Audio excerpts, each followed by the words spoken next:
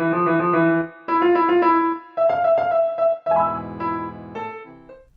been working on a new series of paintings recently. It is a botanical series that features butterflies alongside their host plants and nectar plants. So this, for example, is the blue pipevine swallowtail, and this is the pipevine that the larval state, the caterpillars, rely upon, as well as some of the nectar plants that the adult form of the butterfly needs in order to survive.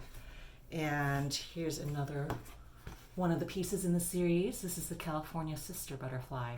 So I'm about to start on the third piece in this series, which is the Akmon blue butterfly. I came across the Akmon blues flying in the Berkeley Botanical Garden a few weeks ago, and I loved how they were so tiny. They were these little tiny butterflies. And by the way, these are all painted at their life size as well. So it's going to be a much smaller butterfly than these previous two that I've painted. And I'm going to show you in the course of this video the research process that I have to go through in order to create a painting of this sort, because there's a lot of botanical research that I have to do to find out what the plants are that the butterfly relies upon first. Well, actually, even before that, first of all, figuring what the species of butterfly is that I see when I come across it. Then secondly, to identify the plants that I want to paint for it. And third, to then go seek out and find specimens of those plants, either out in the wild or else in botanical gardens, or even, if I have to, by research online and use of herbarium databases in order to identify the structure of the plants and understand how I can then paint them. So there's a lot that's involved in botanical painting, and doing these butterfly pieces kind of takes a lot of different elements for something like this to really come together. And I hope to sort of show you that process during this video. One of the butterflies that I'm planning on painting next in my botanical series is the Akmon blue. And among the plants that the Akmon blue uses for host plants for their larval state, their caterpillars, is silvery lupine. So I'm out in the Presidio in San Francisco today looking for some plants that I can use for reference in photographs.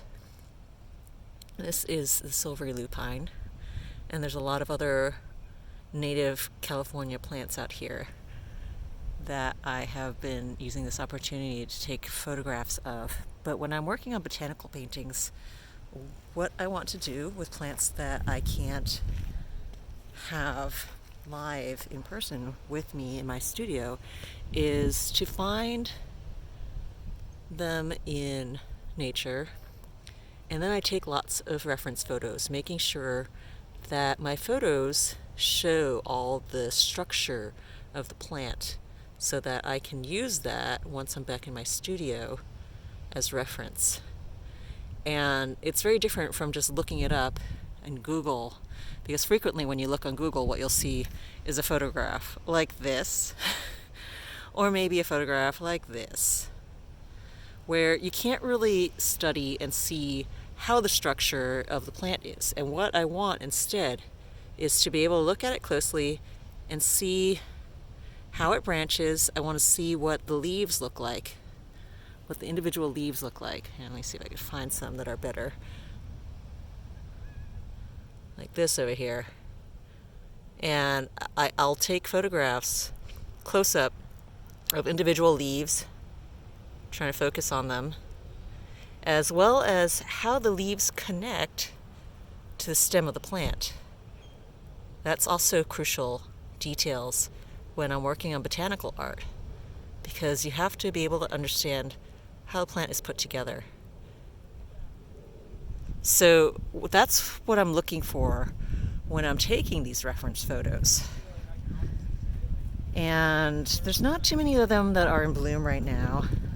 I found a few in a separate section of the park here, but here's one in bloom. I can't get to that one right now.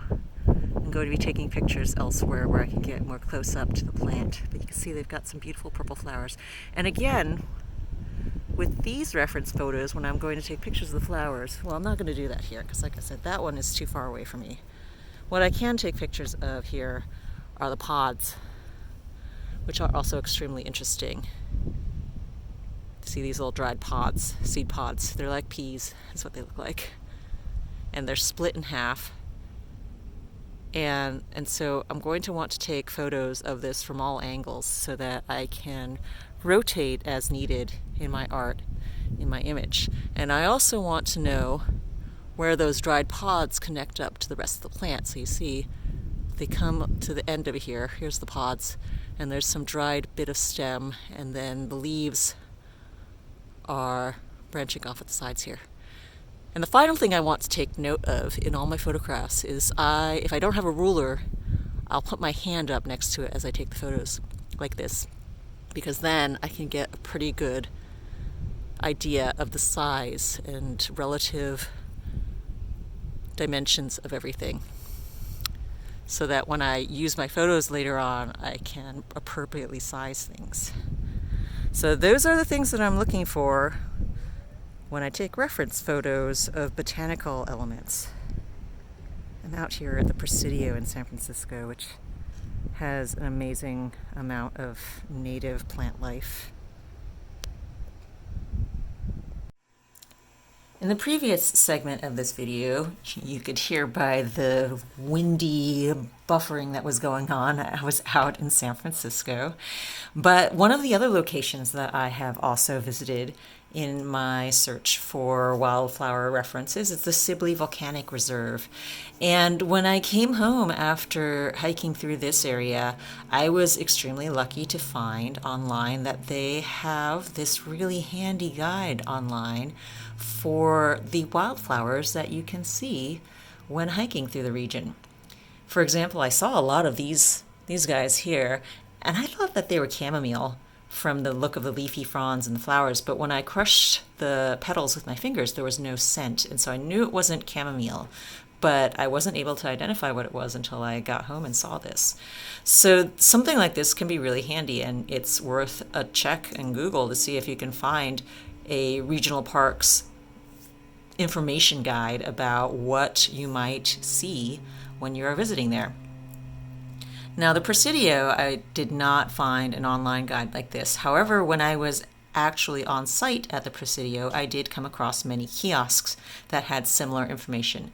And so I took pictures of those as well to use to remind myself when I got home what it was that I was seeing and the names of the plants, because these might be useful in when I came to deciding what plants and things to depict in my final illustration.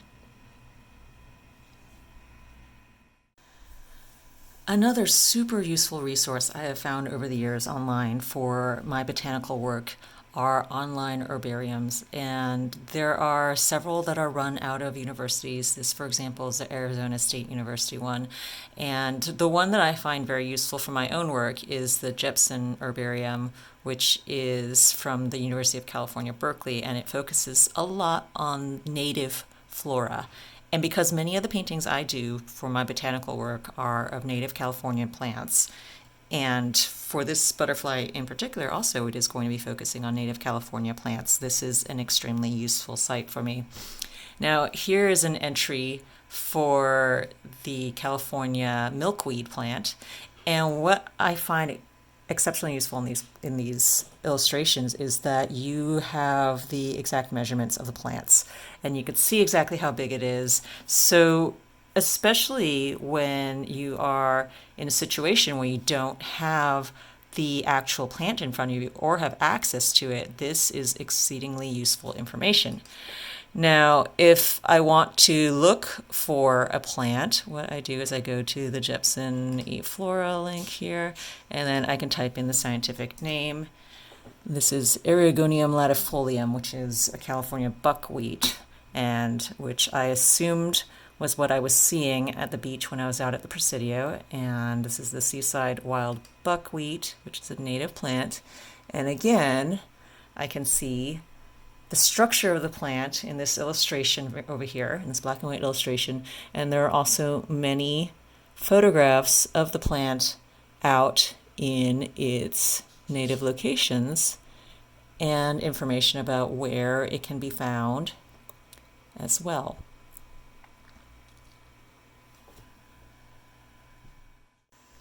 Switching back over to this other herbarium database, this is something useful that wasn't in that buckwheat entry, but for this other plant here, what you can see are dried specimens, and this is what the herbariums actually do. They catalog and store dried specimen of all these plants and have them on facility.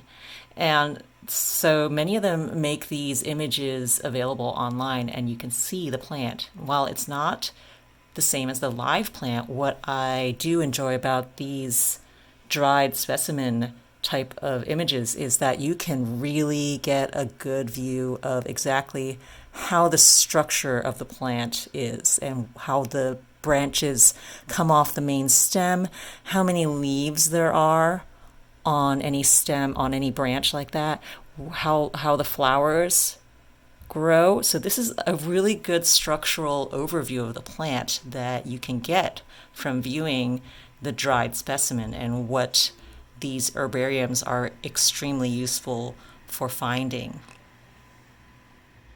So here are some of the final reference photos that I took of the lupine when I was out in San Francisco.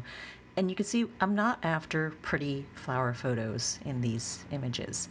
I'm after useful information that will be vital for painting when I begin doing the actual art pieces.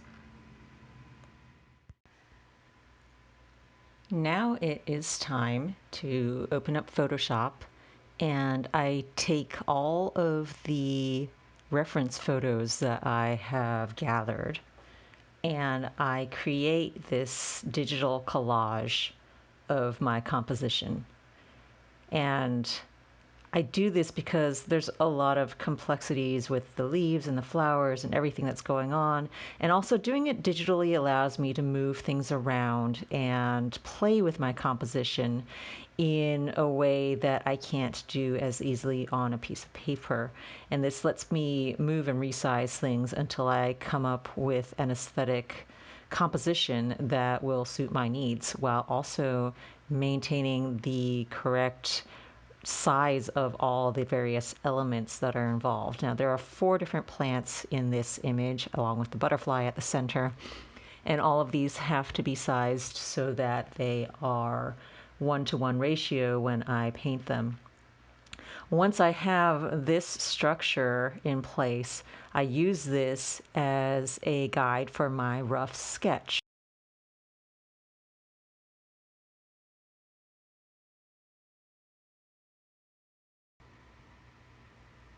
What you're watching here now is a time lapse of the finalized sketch happening onto the watercolor paper.